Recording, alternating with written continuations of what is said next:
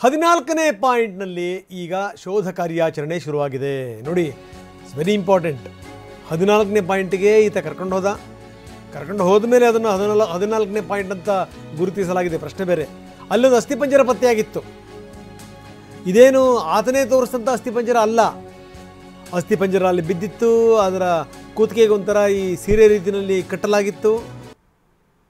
ಇದೆಲ್ಲವೂ ಕೂಡ ಅದನ್ನೀಗ ತನಿಖೆಗೋಸ್ಕರ ಕಳಿಸಿದ್ದಾರೆ ಪೊಲೀಸರು. ಪ್ರಶ್ನೆ ಬೇರೆ ನೋಡಿ. ಆ ವ್ಯಕ್ತಿನೂ ಕೂಡ ಕರ್ಕೊಂಡು ಹೋಗ್ತಾ ಇದ್ದಾರೆ 14ನೇ ಪಾಯಿಂಟ್ನ ಕಡೆಗೆ.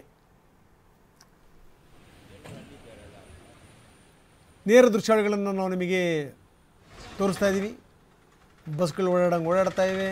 ಜನಗಳು ಕೂಡ ಕುತೂಹಲದಿಂದ ನೆರೆದಿದ್ದಾರೆ. ಕೆಲ ಜನಗಳನ್ನು ಅವಾಯ್ಡ್ ಮಾಡಿದ್ದಾರೆ ಪೊಲೀಸರು.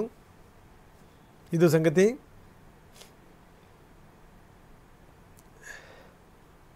ಅಧಿಕಾರಿಗಳು ಸಂಬಂಧಪಟ್ಟಂಥವ್ರನ್ನ ಕರ್ಕೊಂಡು ಹೋಗ್ತಾ ಇದ್ದಾರೆ. 14ನೇ ಪಾಯಿಂಟ್ನ ಕಡೆಗೆ ಹೆಜ್ಜೆ. 14ನೇ ಪಾಯಿಂಟ್ನಲ್ಲಿ ಈಗ ಮತ್ತಷ್ಟು ಶೋಧ ಆಗುತ್ತೆ. ಆತ ಹೇಳಿದ್ದು ಈಗ 10-15 ವರ್ಷದ ಹಿಂದಿನ ಕಥೆಗಳು, 15-20 ವರ್ಷದ ಹಿಂದಿನ ಕಥೆಗಳು.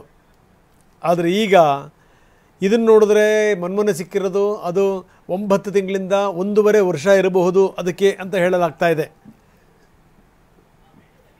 ಅಲ್ಲಿಗೆ ಅದು ಹೇಗೆ ಬಂತು? ಯಾರಾದರೂ ಬಂದು ಆತ್ಮಹತ್ಯೆ ಮಾಡ್ಕೊಂಡ್ರಾ? ನೋಡಿ, ಒಂದು ಸಂಗತಿ ನಿಮಗೆ ತುಂಬ ಚೆನ್ನಾಗಿ ಗೊತ್ತಿರುವಂಥದ್ದು ಏನಪ್ಪ ಅಂತಂದರೆ, ನಮ್ಮಲ್ಲಿ ಈ ಧರ್ಮಕ್ಷೇತ್ರಗಳು ಪುಣ್ಯಕ್ಷೇತ್ರಗಳಲ್ಲಿ ಒಂದು ನಂಬಿಕೆ ಇದೆ. ಏನಪ್ಪ ಅಂತಂದರೆ ಈ ಒಂಥರ ಈ ಮುಕ್ತಿ ಕೇಂದ್ರಗಳು ಅಂತ ಇವು ಮುಕ್ತಿ ಕೇಂದ್ರಗಳು. ನಮ್ಮಲ್ಲಿ 7 ನಗರಗಳನ್ನು ಈ ಮುಕ್ತಿ ನಗರಗಳು ಅಂತ ನಾವು ಗುರುತಿಸಿದ್ದೀವಿ. ಅಯೋಧ್ಯ, ಮಥುರಾ, ಮಾಯಾ, ಕಾಶಿ, ಪುರಿ, ಕಾಂಚಿ, ಅವಂತಿಕ, ಈ ಥರ 7 ನಗರಗಳಿದಾವಲ್ಲ. ಆ ಥರ ಈ ಬೇರೆ ಬೇರೆ ಊರುಗಳಲ್ಲಿ ಬೇರೆ ಬೇರೆ. ಈಗ ಧರ್ಮಸ್ಥಳದಲ್ಲಿ ಹಿಂದೆ ಬಂದು ಆತ್ಮಹತ್ಯೆ ಮಾಡ್ಕೊತಿದ್ದಂಥವ್ರ ಸಂಖ್ಯೆ ಬಹಳ ಇತ್ತು. ಕೆಲವು ಸಂದರ್ಭದಲ್ಲಿ ರೂಮ್ ಕೊಡಬೇಕಾದ ಸಂದರ್ಭದಲ್ಲೂ ಕೂಡ ಒಬ್ಬೊಬ್ಬರೇ ಬಂದರೆ ಕೊಡ್ತಿರಲಿಲ್ಲ, ಏನಾದರೂ ಹೆಚ್ಚು ಕಡಿಮೆ ಮಾಡ್ಕೊಂಡ್ಬಿಡ್ತಾರೆ ಅಂತ. ಈ ಥರ ಶಿವನ ಸನ್ನಿಧಿನಲ್ಲಿ ಏನಾದರೂ ಮಾಡಿಬಿಟ್ರೆ ನಾವು ನೇರವಾಗಿ ಸ್ವರ್ಗಕ್ಕೆ ಹೋಗ್ತೀವಿ ಅನ್ನುವಂಥ ಒಂದು ನಂಬಿಕೆ ಇರುತ್ತೆ ಜನಗಳಲ್ಲಿ. ಅಥವಾ ನಮ್ಮ ಪಾಪದಿಂದ ನಾವು ಮುಕ್ತರಾಗ್ತೀವಿ ಅನ್ನುವಂಥ ಒಂದು ನಂಬಿಕೆ ಇರುತ್ತೆ. ಆ ಥರ ಈ ತುಂಬ ಜನ ನದಿಗಳಲ್ಲೂ ಕೂಡ ಅಷ್ಟೇನೆ. ನದಿಗಳಿಗೆ ಬೀಳುವಂಥವ್ರ ಸಂಖ್ಯೆ ಏನು ಕಡಿಮೆ ಇದೆಯಾ? ಇವಾಗೇನೋ ಒಂದು ನೇತ್ರಾವತಿ ಒಂದು ಲೆವೆಲಿಗೆ ಬಂದಿದ್ದಾಳೆ.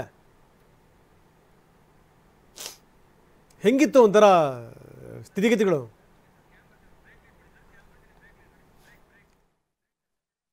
ಸೊ ಹೀಗಾಗಿ ಮೊದಲಿನ ರೀತಿಯಲ್ಲಿ ಸ್ನಾನಘಟ್ಟಗಳು ಅದು ಇದು ಅಲ್ಲೆಲ್ಲ ವ್ಯವಸ್ಥೆಗಳು ಅದೇನೂ ಇರಲಿಲ್ಲ. ಜಾರಿಗಿರಿ ಬಿದ್ದುಬಿಟ್ರೆ ಮುಗಿದೋಯ್ತು ಕತೆ ಅಂಥದ್ದು. ಸೊ ಹಿಂಗಿದ್ದಂಥ ಸಂದರ್ಭದಲ್ಲಿ ಅಲ್ಲಿಗೆ ಹೋಗಿದ್ದು ಯಾರಲ್ಲಿಗೆ? ಯಾರಾದರೂ ಕೊಂದು ಬಿಟ್ರಾ ಅಥವಾ ಇವರೇನಾದರೂ ಆತ್ಮಹತ್ಯೆ ಮಾಡ್ಕೊಂಡ್ರಾ? ಏನು ಎತ್ತ? ಈಗ ಅದಕ್ಕೆ ಶುರುವಾಗಿದೆ. ಅದ್ರ ಜೊತೆಗೆ 14ನೇ ಪಾಯಿಂಟ್ನಲ್ಲಿ ಶೋಧ ಕಾರ್ಯ ಕೂಡ ಶುರು ಆಗಿದೆ.